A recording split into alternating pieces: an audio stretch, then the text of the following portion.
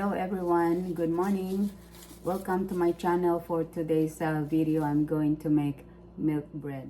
Okay, so na-activate na yung yeast. Ito na nag-bloom na siya, nag-ferment na. Ilagay natin yung egg dito sa this mixture. Then we're going to add it into the bread flour. Then ilagay natin dito sa dough maker. Ilalagay ko muna sa low speed.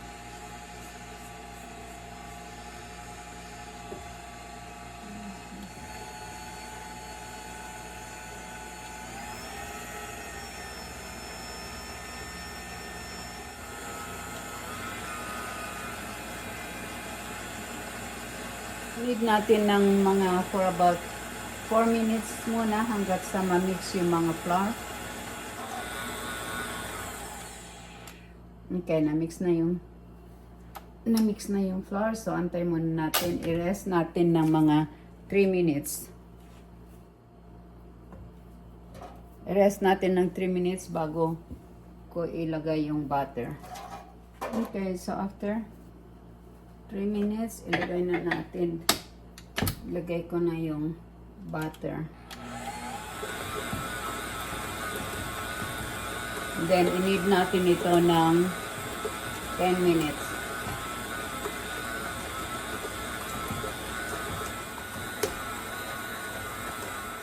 See, the dough is so soft.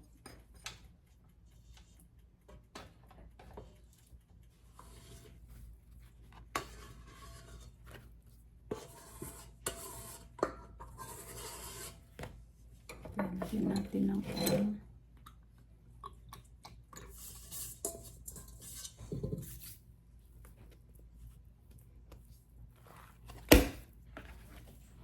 I-slap muna natin.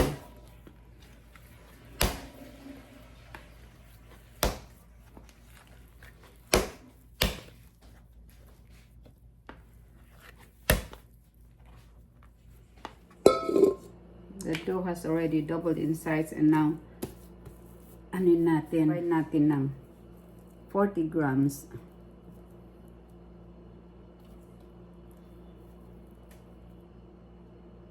Pwedeng 50.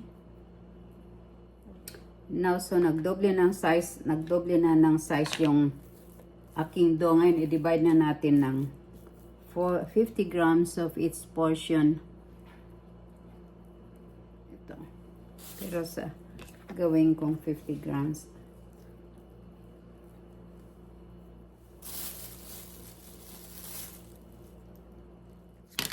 Tapos na-rest natin ito ng 15 minutes, and then dilugin ulit natin. So, gonna rest that for 15 minutes.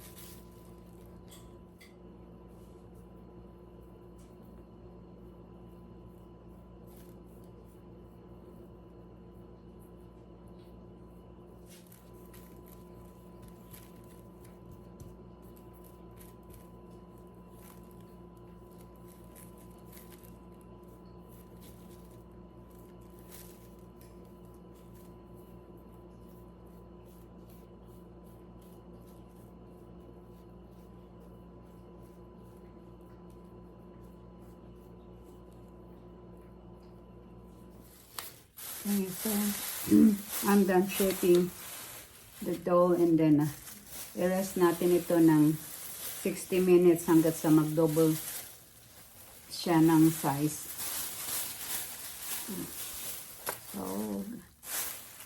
So tapos ko nang i-shape lahat ng dough ngayon. So tapos ko nang i-shape lahat ng dough. Ngayon i-rest natin ng 60 minutes para mag-double siya ng size. Okay, I'll put this. Lagay ko dun sa loob ng oven para mas mainit pero naka-turn off yung oven ko.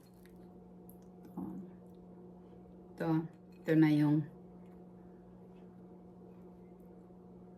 milk bread. Soft yung kanyang texture. Kain tayo. Masarap ito lagyan ng palaman kahit na anong bread spread. Peanut butter or anything.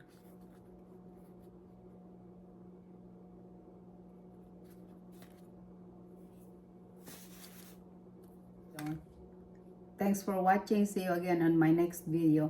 Subukan nyo nang gumawa ng milk bread. Please subscribe, like, and share.